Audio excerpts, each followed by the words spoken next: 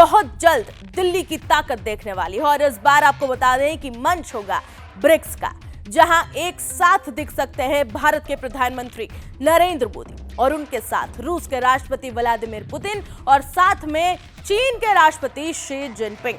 अगर ये तस्वीर दिल्ली से निकलती है तो आप ये समझ लीजिए कि दुनिया को एक नया जियोपॉलिटिकल मैसेज मिलने वाला है।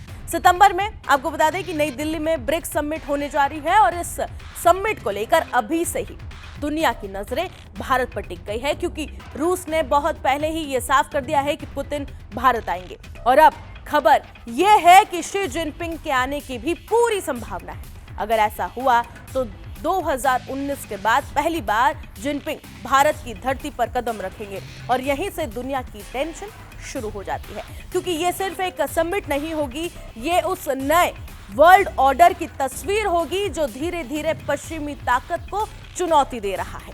सोचिए, एक तरफ अमेरिका और नाटो ब्लॉक, तो दूसरी तरफ ब्रिक्स, और ब्रिक्स के मंच पर साथ बैठे मोदी, पुतिन और जिनपिंग, यानी दुनिया की सबसे बड़ी आबादी, सबसे बड़ा मैन्युफैक्चरिंग नेटवर्क, सबसे बड़ा एनर्जी पावर सेंटर और तेजी से उभरती आर्थिक ताकतें एक ही फ्रेम में। और यही वो तस्वीर है जिससे अमेरिकी राष्ट्रपति ट्रंप तक परेशान रहते हैं। ट्रंप कई बार ब्रिक्स पर हमला बोल चुके हैं। क्यों? क्योंकि ब्रिक्स अब सिर्फ एक इकोनॉमिक ग्रुप नहीं रहा है, ये डॉलर डोमिनेंस को चैलेंज करने वाला ब्लॉक बनता जा रहा है। अब आप जरा पूरी टाइमिंग को भी देख लीजिए।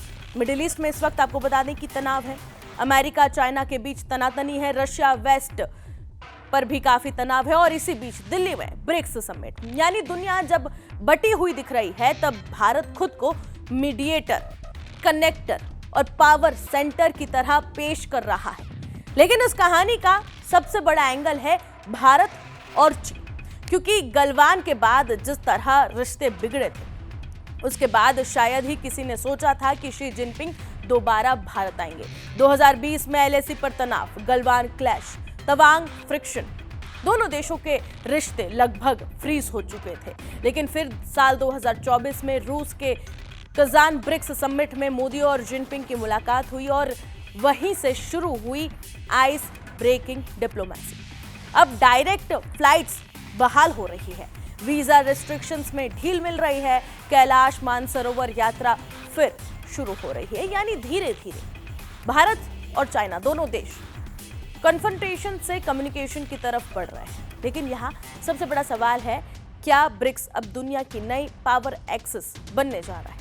क्योंकि अब ब्रिक्स सिर्फ बता दें कि 5 देशों का ग्रुप नहीं रहा, इसमें UAE, Iran, Egypt, Ethiopia, Indonesia जैसे देश भी जुड़ चुके हैं। आज ब्रिक्स दुनिया की करीब आधी आबादी यानी कि 40% ग्लोबल जीडीपी और दुनिया के 26% ट्रेड को रिप्रेजेंट करता है। यानी अगर दिल्ली के मंच पर मोदी, पुतिन और जिनपिंग साथ दिखते हैं तो वो सिर्फ एक फोटो अपॉर्चुनिटी नहीं होगी, वो पूरी दुनिया के लिए एक जियोपॉलिटिकल सिग्नल होगा। वो सिग्नल कि ग्लोबल साउथ अब सिर्फ सुनने वाला नहीं, अब वो एजेंडा भी सेट करेगा। और शायद यही वजह है कि सितंबर की ये ब्रिक्स समिट सिर्फ भारत के लिए नहीं बल्कि पूरी दुनिया की राजनीति के लिए गेम चेंजर मानी जा रही है। देखना यह होगा कि आगे आने वाले दिनों में क्या कुछ नए फैसले सामने आते हैं और क्या कुछ नए अपडेट्स भी सामने आते हैं। और जब ये समिट होगी, जब दुनिया के बड़े बड़े देश यहाँ आएंगे, मौजूद होंगे, तो कैसे अमेरिका में हलचल बढ़ेगी और कैसे बाकी देश हैरान होंगे। फिलहाल इस रिपोर्ट में इतना ही, बाकी तमाम खबरों के लिए जुड़े रहें जी न्यूज़ के साथ।